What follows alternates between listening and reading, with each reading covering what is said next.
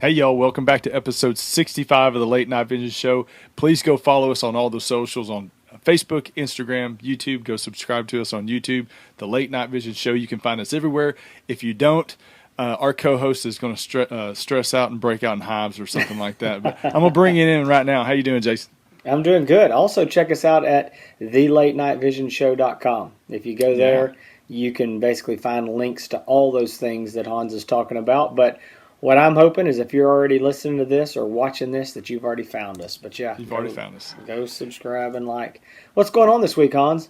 Well, I'll tell you, going back to that website, it's a great website. You can go back and see all the past episodes and go follow us and all that kind of stuff. But, well, I'm going to have to fan out a flame a little bit. I think it caused a little controversy on last week's episode when I talked about 90s country not being my favorite form of country, and I want to clarify because you mean your 10-minute story about country music. yeah. So Golly. I do like some 90s country, but Presswood 936 on Instagram said that 90s country is greater than Texas country, and then said fight me. So he challenged me to a fight after that. So it escalated very quickly, but he's a listener to the show, and I guess, a big fan of 90s country. And don't get me wrong, I like 90s countries. There's just some of them that, you go to somewhere and you hear the same songs over and over, and those are the ones I don't really care that much about. But I really prefer 80s country more than 90s country, I like 80s, but I'm not going to lie. There is a lot of 90s country that I like because that was the decade that I was in high school.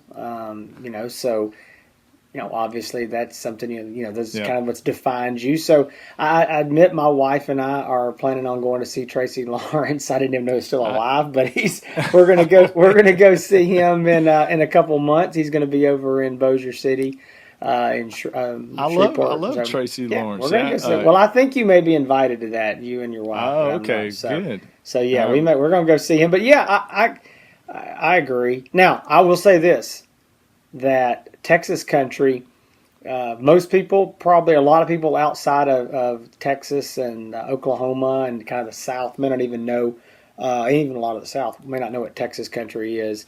And if you don't know what it is, then you can't appreciate it. But that's good music now. I'm wearing my Texas country T-shirt just so I can kind of thumb it in the eye of Presswood 936. Yeah. But we appreciate everybody listening. And I'm going to say, I think we can all agree we do not need one more song in country music about a beach or the ocean or what kind of drink you're drinking on the beach. We live in flyover states in Texas and Oklahoma. Big Russell's up there on a tractor just about every day. He's a good fan, listener of the show all the time. And I can guarantee you he does not care what type of drink right now you're drinking on the beach. No, it's true. It is true. Hey, I want to bring up another topic on that same show, which we got a lot of feedback on. And that was the idea of should landowners that have hog problems just let people come out and hunt for free. And, man, the feedback was overwhelmingly positive. Probably the most feedback we've ever gotten on a show. There was a lot. And there was a lot of people, I think, that were I thought had, really well thought out responses and said, hey, I've kind of felt the same way. I felt like I should be able to go and hunt and take care of these problems. And then a lot of guys said, but then I think about it and I don't own the land, or if I was the landowner, would I want to do that? And so, I think there was a lot of really good responses. And, I think the true conservatism of our listener base shined there and said, there's no such thing as a free lunch. And so anyway, it was good. I thought that was we had some good feedback. Well, I think our conservatism is going to shine a little bit at the end of the show when we have a little topic that we're going to bring up at the end. But right now, we want to talk a little bit because there's a lot of questions pouring in right now. The new designed look of the Pulsar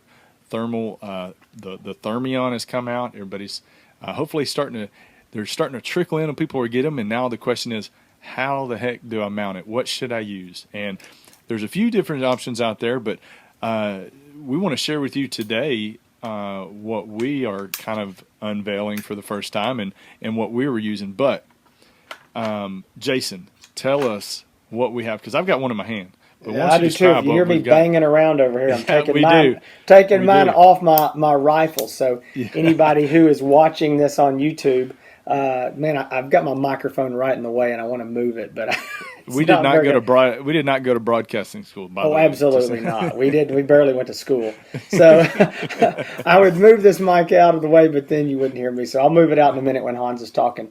But basically what I've got right here, and this is an absolute close-up if you're looking at this. This is the mount that Hans and I have chosen to use. We went through several options when we were trying to decide what to use. I know early on, I had a LaRue mount that I'd picked up that we talked about. I kind of jokingly took a swipe at them on here. I do like LaRue. I think they're a great Texas company, but they did not want to work with us. They didn't seem to have any desire to have their mounts out on a whole bunch of new thermal rifle scopes. And so I said, you know what?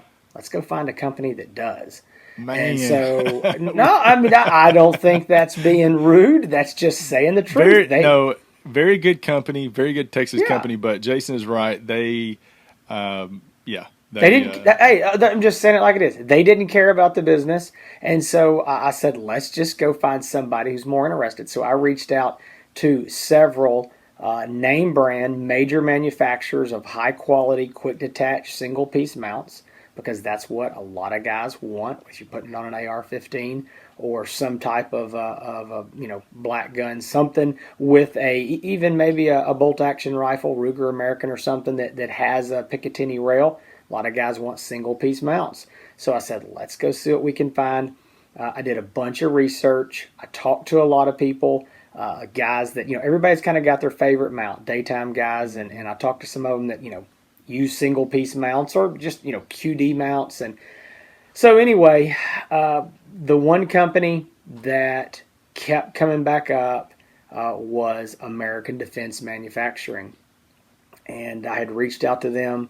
And I've got to tell you something, this company just blew my socks off with their customer service and just them wanting to get on board on this project. Man, I got them on the phone and they were like, yes, yes, yes. We want to get our mounts on more thermal optics, and this is a great opportunity for us to do that. We want to get it out there. How can we work with you?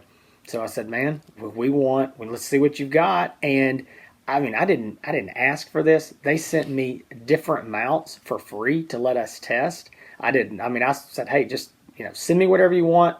Charge me retail price. I mean, I'm not even a dealer. Just charge me whatever. I want to try them. They're like, no, we'll send them to you. They did. Man, got them right here. We tested them out, messed around with them. Hans and I, brainstormed back and forth. Again, we looked at a lot of different stuff, but the mount that we came up with that we liked, again, I'm sure Hans has got it there. I'm holding it up as well. It is the American Defense Manufacturing AD Recon mount. It's a 30 millimeter mount. I'm holding up the box that it comes in, and it is a very, very nice mount. Now, some of you may be familiar with American Defense, some of you may not. I want to give you a little quick background on them. Number one, if you own a FLIR product, all the FLIR thermal optics right now, the Thermosight Pros and all, they all use American Defense Manufacturing mounts that come on the scope. So that's maybe where you've heard of them.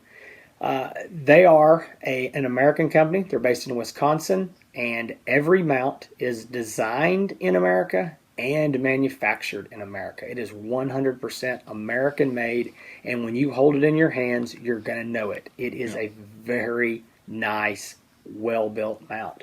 And one of the things I'm going to try to show here, Hans, I know you may do a better job here, is that the QD levers, there's two QD levers. They have a patented locking mechanism, and that's the same thing that's, again, on the FLIRs. So one of the problems with QD mounts, depending on the style, if they have this QD throw lever, you can hook that on something. If you're walking, maybe on brush, a limb, on your clothing, you can pop it open. If there's one or two mounts, I mean, you can actually, the scope fall off. This has a very ingenious little locking device on it. You just grab it with your thumb or your finger, open it right up. It's not child proof, but it is definitely not going to come open just wandering around. So a very, very nice, well-made Yeah. mount. And I tell you what, this is when I knew we had found the right company. So I talked to them. This went on for a couple weeks, and again, we were still looking at other manufacturers, and we're pretty much deciding this is where we were going to go. We chose this mount. They have several other mounts, but this is the one we really liked. It is a cantilevered mount, which pushes the scope forward a little bit, which normally we would not want on a thermal optic, but because of the eye relief, it works just fine, especially on an AR-15. If you are mounting that, you can, a lot of people shorten their stock up to suck up there. But anyway, so I told them, I said, okay, I think this is what I want to do, and this is the order I want to put in. They said, listen, normally we've got a pretty long back order for these type of orders. It's a big order, and it normally takes us a while. It could take a month and a half to get all these mounts built. We have the parts, but we've got to put them together, and hey, no problem. And they said, look, what we're going to try to do is get you a few of the mounts out. You'll have enough for your customers right now, and you can start using them. It's like, hey, sure, that'd be great. They said, we'll get you the rest ASAP. My contact there, my rep, called me, and actually sent me an email, and he goes, hey, you got that order in, and I stayed late after work, and one of the guys back in the warehouse stayed late, and we just hand built all of those mounts for you tonight. We'll ship them tomorrow. And I was like, Man. you've got to be kidding me. And this was a significant amount of mounts. Yeah. I was making a gambling on this, going, Han, should we really order this many mounts? He was like, I like them. I was like, okay. So we did. But these mounts, again, not only are American made, they have a lifetime warranty. So and it says right there clearly that unless you intentionally break it or you misuse it, they will warranty this thing and replace it for life. And that's, I don't know what else you can ask for. American made lifetime warranty. It's built like a brick house and returns to zero. I love it. I think it's a great mount. Made in America. You can't get any better than that. A lot of people ask when they call up and they're asking for mounts, they say, I want something made in America. And, you can tell, like you said, feeling the mount, that it feels like it's all there. But that's one of the best things that I liked about the FLIR scopes were the mounts. And now to be able to partner up with them and offer that through OutdoorLegacyGear.com. So right now, if you're on the waiting list for a Thermion, if you've got a Thermion right now in your hands and you just got some regular rings and you want something else, this is a one-piece QD mount, easy to install your scope in it, put it on. I've been showing my AR-10 with the Thermion mounted on it, and it looks great on there. I like the cantilever design of it. It kind of sets it forward a little bit, but I'm shooting a 13.5 inch. I'm going to talk about this rifle before the end of the show. A 13.5 inch 308, and let's just say she's got a little bit of a pop to her. And man, this mount is great. No problems at all. Been shooting it a bunch. It's worked out great. Love the mount. Like I said, if you've got a Thermion, if you're on the hold or on waiting for a Thermion, you definitely need to check out the American Defense Manufacturing mounts, because you will definitely be happy with it. I love mine. While we're talking about this real quick, I want to, I don't know, y'all probably can't see this well if you're watching the YouTube video. If you buy one of these, American Defense says to be sure that when you mount this, so basically these rings come completely off, both sides come off of the actual Picatinny mount itself. And when you put them on there, they suggest that you put the 4 screws in the bottom and tighten them all the way first. Don't overdo it, but get them snugged up in there first, and then come to the top screws. The other thing I want to point out, again, I know to the average guy you're going to go, this is obvious, but there's some people that just don't know and don't understand this. On the opposite side of the QD levers, there is a little, and I'm not going to do this because I don't want to change it. It's going to go right back on my my rifle and be on. But basically, when you put this on, and this is true of any ring or QD mount like this, you want to make sure that it's tight on your rail.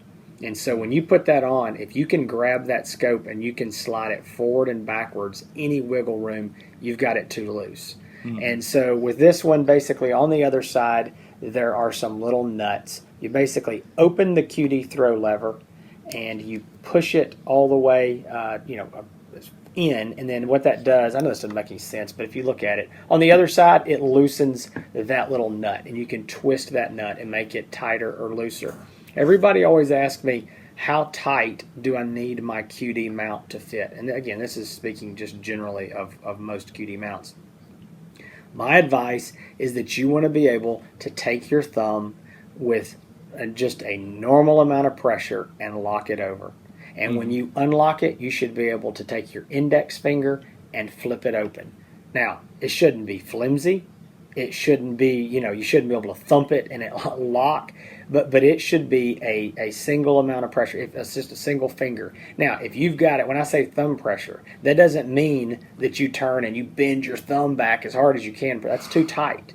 And so again, you don't want. I feel like you're talking to me. I didn't want to say that. I didn't want to. Yeah, you don't want it so tight that number one, you break the bolt, which you can do. You can tighten that thing down. Not name any names, Hans, but you don't. He didn't do it on this one, but he's done it on something else.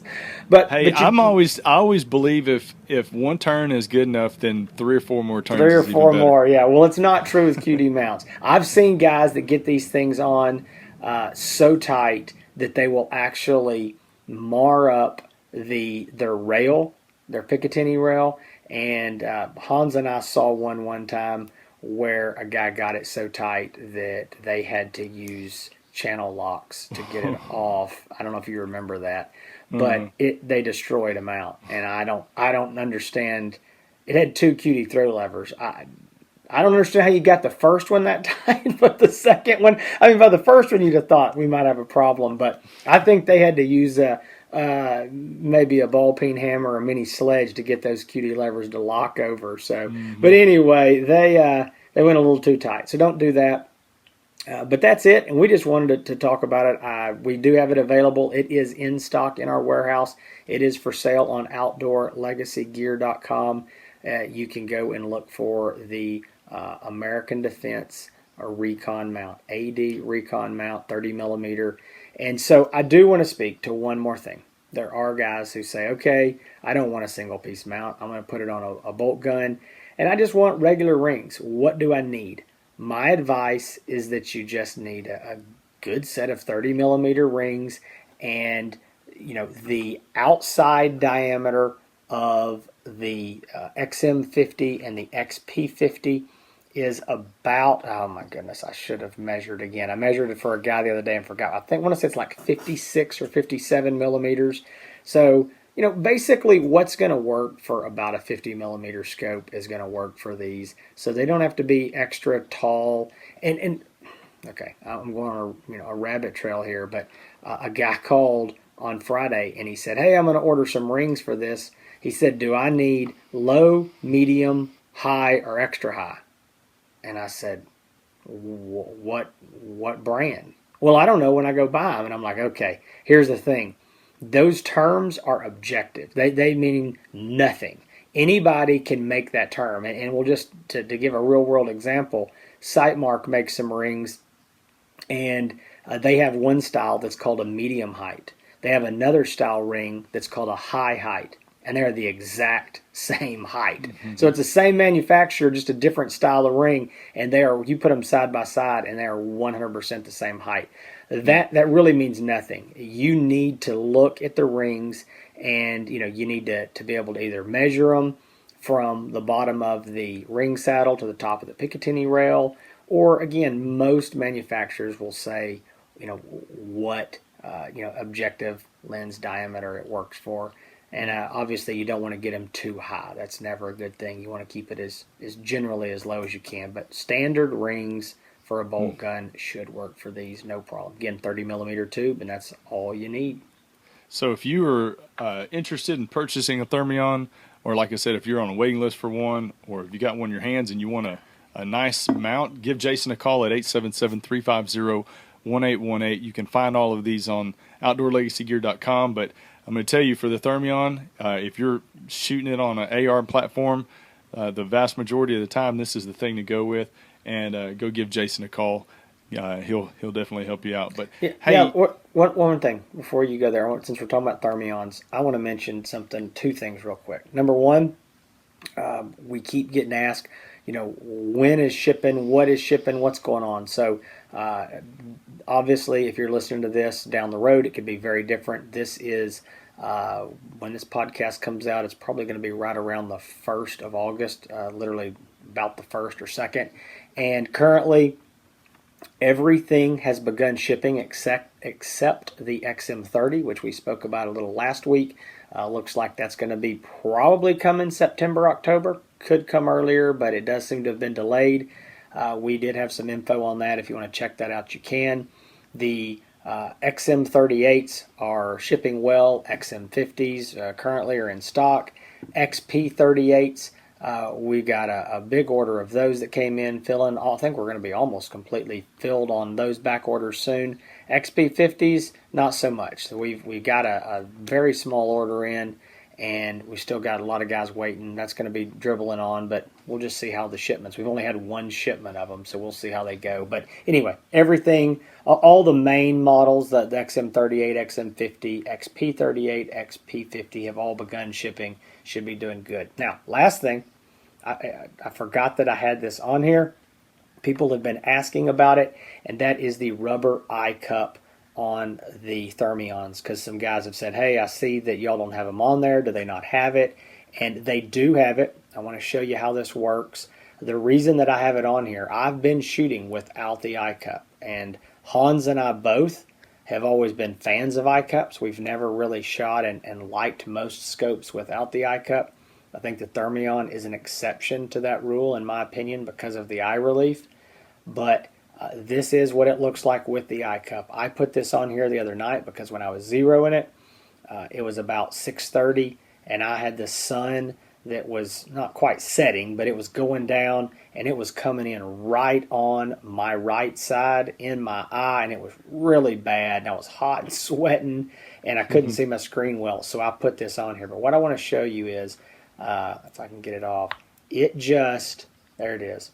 It just goes right up there, and watch this. If you're watching on YouTube, you can see it's magnetic. It's just that's so ingenious. But it's not just a magnetic. It goes up there, and then it slips over. There's some little grooves, and I mean it's on there good. I mean, it's really good. If you're listening to on podcast audio only, trust us, what you missed out and didn't see was really awesome. So just in case you weren't watching and you're listening in your car and are like, I can't see nothing. Well, what I'm telling you is it's really awesome. There's magnets. It's really awesome. There's magnets. It's cool. Who doesn't like magnets? No, Exactly. I'm serious. Anybody was just watching this, I was yanking on this thing. I think, as odd as this sounds, with the way that it slips over and this magnet, I think it's on better than any of the other eye cups on the previous trails or anything. So it really fits nice. Really like it. Just wanted to point that out. I don't normally shoot with it, but I just saw it sitting on here and thought I'd mention it. So, all right, that is that. And I promise no more rabbit trails for the next 30 seconds. You can't keep that promise. Don't lie to everybody. So sometimes, Jason, there's some current events and current news topics that pop up, and us being in the hunting community, the gun community, there's nothing more tragic than hearing about a shooting. And all involved in that, as well as the fears that all gun owners have when we talked about different types of guns that are used in different shootings, and everybody gets scared and starts going and buying a bunch of ammo, just in case everything's cut off. But there was a recent shooting, and I mean just in the last day or two, up in Northern California at the Gilroy Garlic Festival, and a young man walked in. And this always makes Jason's head spin, but it's described as an assault rifle style weapon that was used. It was actually a AK-47 style rifle that was used, but I know Jason hates the word assault rifle. I do. It makes him blow his lid. I do. But young man walked in and unfortunately started to shoot a lot of innocent people. And I know there was a young girl, very young girl, a girl that was 1 year younger than my daughter, and also a young man and another gentleman that was unfortunately killed in this incident. And wanted to bring this up because obviously this type of stuff affects everybody, even if you're not in Northern California. And obviously our thoughts and prayers go out to everybody affected by this, because something like this, never heard of Gilroy, California, but it could have just as easy been Tyler, Texas, or Nacogdoches, Texas, and that's the biggest concern, is something like this popping up in our own towns or close to our own towns. But when you get a shooting like this with the type of rifles that some lawmakers are going after, being semi-automatic long rifles, it does concern all of us, because there is this fight and this push to limit people's access to this style of rifle. And really the question is this type of act, this violent act, is it happening more now than it did 20 and 30, 40 years ago? Are we just hearing about it more because there's more social media and there's more forms of communication? I think that's the real question, and the real thing that I think about quite often. Well, Hans and I did not talk about this before, really. We just said we were going to bring it up, so I don't know exactly what he's going to say. He doesn't know what I'm going to say. And we really don't have a script on this.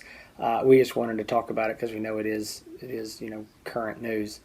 I don't know. I don't know the stats, whether it's happening more or not. I'm assuming that it probably would be. I think probably part of the problem is not just that we're hearing about it because of social media and because of the news and the 24-hour news cycle and all. I think those are the things that are driving it, because that shooter's name will not be mentioned on this show, and I wish he would never be mentioned on any show. I wish his picture would never be shown. And I told Hans that I think we ought to start unkind rumors about him. I mean, yeah. I just don't think that we need to glorify the deranged person that goes out and does this. And that's what I get tired of, is that there are a lot of people who are either have major mental and psychological problems, or truthfully, I mean, I just believe there's evil people. And there's evil in the world, and I think there's evil people. And I think that whether it is somebody that's just truly an evil person, or a mental problems, or both, or whatever, I think that some of them sit around and they see all this attention that the shooter gets, and the fame. And I think that maybe spurs them on to, maybe one day I could do that. So, I mean, that's my thing is, I wish we could just bury, their name and never discuss it. Yeah, I do agree with you. I think there's some narcissism involved in this, having that 15 minutes of fame or whatever it is. What my thoughts, and I know, like you said, we didn't talk about this, and I'm very passionate about this concept of what I'm going to discuss. But, the liberal community, politicians, the Hollywood elite that we hear coming out in force and trying to get all guns taken away, we know that they want to start with semi-automatic rifles. That's what they want to start with.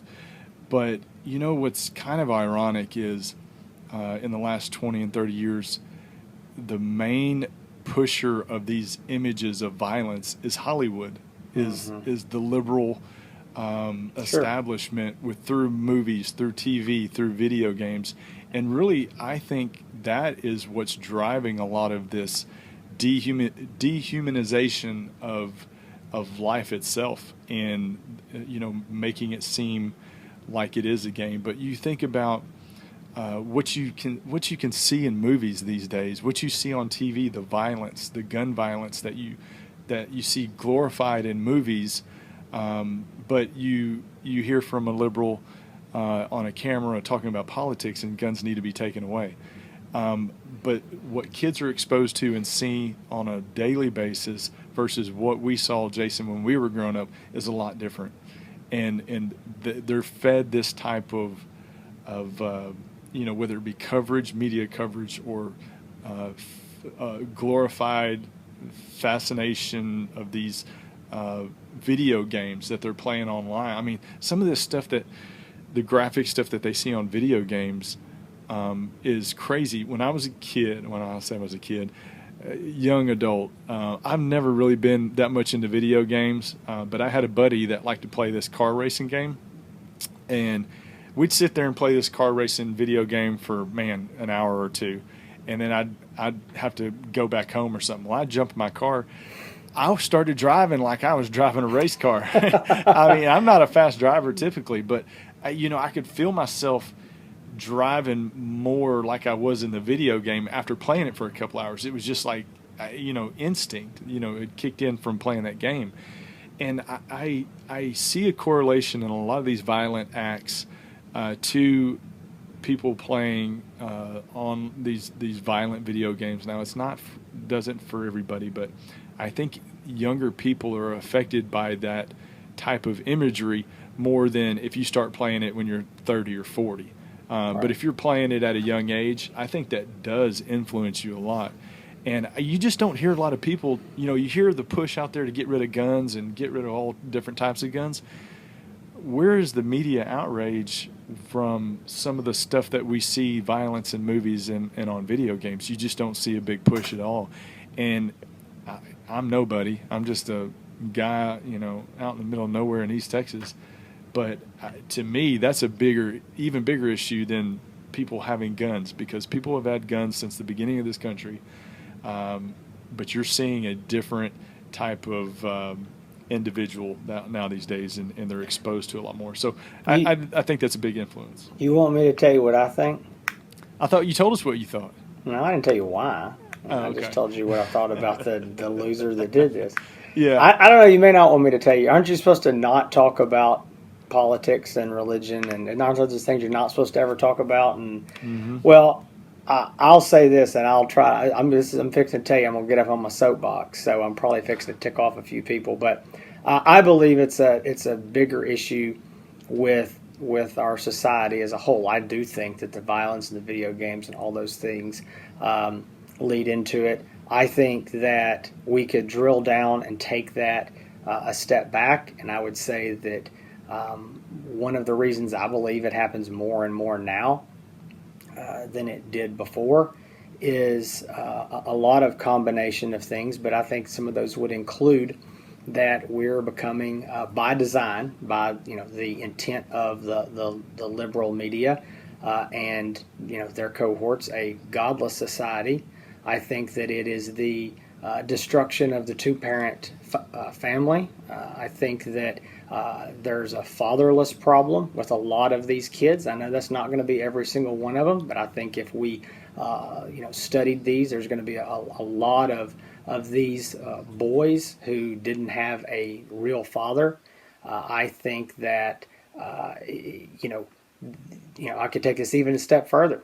I mean, this is getting real political here, but I think that when you create a society that says, a human life is worthless and a child can be aborted, and that we're all here by one big cosmic accident, life means nothing, and it's one accident that we're here, and then we take it a step further and we say, we go to the environmental and animal rights crowd, and we say that and if you don't believe these things are said, go out and read some of the these social media posts and stuff by liberals, that humans are the scourge of the earth, that animals and the earth were, better off without us. And then obviously what all the people think about us, hunting animals, and they think that they're, the animals are, have more rights than we do a lot of times. So, again, that's real political.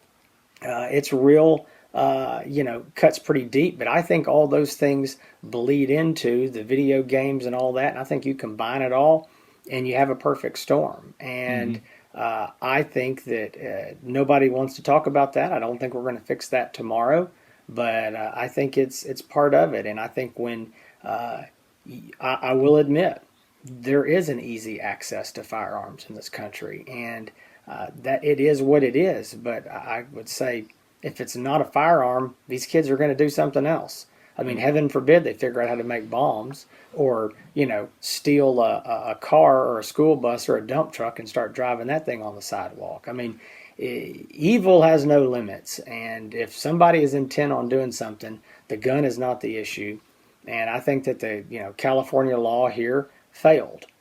This kid could not legally own or possess or buy this firearm in the state of California. And there were laws that said he couldn't bring it in without jumping through hoops. And guess what? He didn't do any of those things because last time I checked, murder was illegal too. And that didn't seem to bother him. So I don't think he was too concerned about the California gun laws.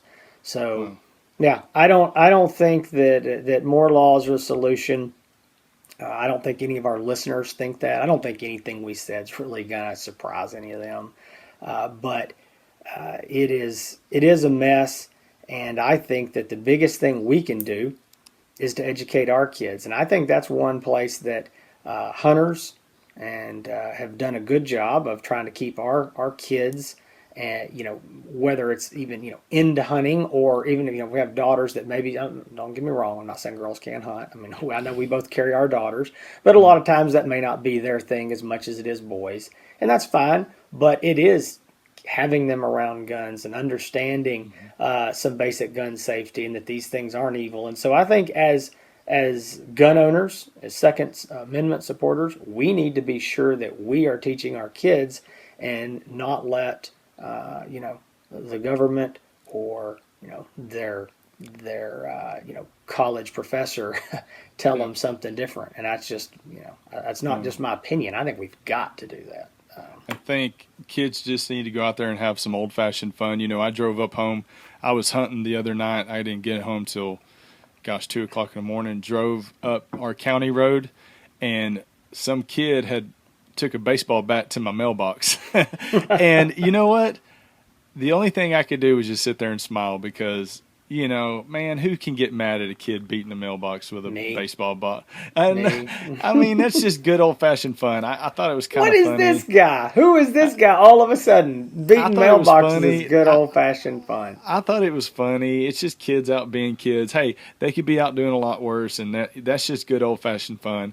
All I did is just push that thing back over, and I'm glad that Hans and I could find something to disagree about on this show. So. That thing's hanging on by a thread, but I'm going to remember that next time I'm at his house. I'm going to back over his mailbox. It's just fun. Yeah, exactly. Well, we do bring up current topics from time to time, and this is one that obviously is fresh. And we all know that incidents like this start the gun debate again in politics and on the media. We just wanted to bring it up. We don't bring up that kind of stuff a lot, but Jason and I are very passionate about a lot of different things, hunting included, and current events, politics and religion. So yeah, and I hope we don't have to bring up any more of these. I know. Hey, I want to show something real quick. I meant to do it at the beginning of the show. So you and I talked to Cody, the lead gunsmith over at Diamondback Firearms, and I shared with everybody that I was going to be getting my hands on a brand new AR-10 pistol, and I finally got it last week. This is gloating, by the way. It's gloating. Hang on, wait a minute. It's just not just this. It's a custom rifle. Cody hooked me up, man. Cody and Nick over at Diamondback Firearms, a couple of good guys. So just to describe it for everybody out there, it's an AR-10 pistol, 13.5-inch barrel on it, and I'm going to tell you, it can knock down some hogs. I was telling somebody, I was like, she's got a little bit of a pop to her, she kicks a little bit, but brace yourself. But yes, it does. On the dust cover right here, they put on there for me. They put bacon pancakes on one side and Hans ETX on the other on the dust cover. So, I bet you if you call up Diamondback Firearms, they might be able to get you a bacon pancake dust cover. I might be saying something they can't do, but I'm sure they can do it. For the right amount of money, they'll do anything you want. Yeah, the bacon pancakes edition of their AR-10 pistol. So it's a DB10 pistol. If you go on diamondbackfirearms.com, you'll be able to find it. I got the black one. I went with the black one. This is the very. I don't have a lot of all black rifles. I usually have stainless steel barrels. Sometimes I get the FDE color. Sometimes I have black with stainless steel barrel. This is all black on black, and it is a sweet looking rifle. And with that Thermion XP50, I'm starting to post pictures now on Instagram with it. But on that, the Thermion XP50 mounted on that 13.5-inch pistol. Boy, that thing looks jacked. It looks jacked. It looks like it's been in the gym working out for about 2 years. It does and look it's good. Ready to flex its muscles. But yeah, I want to thank Diamondback Firearms. I've been using it, loving it. And I've got my old mother Diamondbacks hanging up, my 6.5 Creedmoor, and they're going to get a break for a while because I'm having a good time with this thing. So we'll be sharing. Go check me out on Instagram at HansETX. You'll be able to get to see that rifle. Also, you can go subscribe. Please subscribe to me over on YouTube. It's HansETX at the same thing. And go follow Jason wherever Jason hangs out. Where do you hang out these days on social media, Jason? On social. Well, I don't hang out much. And if you send me a message on social media, I will do my best to reply. But you'll find out that I don't hang out there because every reply on Instagram or Facebook normally starts with, "I'm sorry it's taken me so long." I try to get over there once a day if I can. Sometimes it's 2 days. Just too busy with other stuff. But you can find me on Facebook and Instagram, YouTube, obviously. But the most important place is OutdoorLegacyGear.com. If you ever got questions about thermal, night vision, any of these things we talk about on the show, and you need some help before you buy, call me, 877-350-1818. And I do appreciate the listeners of this show, how many of you have chosen to do business with us, and it means a lot. So we really do appreciate it. Thank you all for coming back every week and putting up with us, listening to us. I know a lot of the listeners of this show are people that find us through search on YouTube, and they come and they watch a review video, and that's super because it's all that we've maybe talked about a scope they wanted to hear about that they're thinking about buying, and they come check it out, and they're done, and that's perfectly fine. We served a purpose and hopefully help them, but we know there's a lot of y'all that listen week in and week out to shows like this where we just kind of talk about some different random things, different topics. And so we appreciate y'all. We appreciate y'all for just tuning in every week. And again, the support that y'all give us and the shout outs we see on social media and, putting stuff on Instagram and Facebook. And I know, Russ, we always talk about one of our good customers and best listeners. He's always driving a tractor and listening to the Late Night Vision show or driving on the road. And so we appreciate it. And he don't want to hear about no beach song either, I can guarantee you. He doesn't want to. He doesn't care whose butt's sitting in the sand right now, I can tell you that. That's right. That's right. His rear end's sitting in the tractor cutting hay. But no, so anyway, we do. I just want to say thank you for listening every week. So folks, this is the Late Night Vision Show. It is the first. It is the only podcast dedicated to all things night vision and thermal imaging. Thanks to Hans for putting up with me every week. And we planned, good Lord willing, and the creek don't rise, to be back again next week. Appreciate y'all listening, and we'll see y'all then. Until then, stay safe in the fields and keep making those bacon pancakes.